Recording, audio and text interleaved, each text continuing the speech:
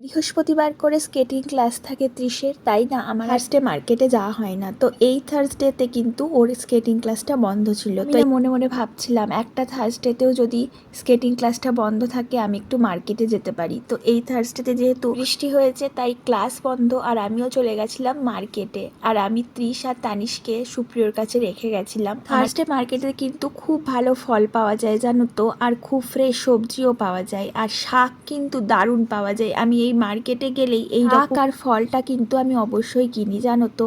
আর আজকে আমি আনারস কিনতে গেছিলাম, আর একটা জিনিসও কিনতে গেছিলাম, ড্রাগন ফ্রুট। কিন্তু ড্রাগন ফ্রুট আমি পেলাম না, হয়তো মার্কেটে আর নেই।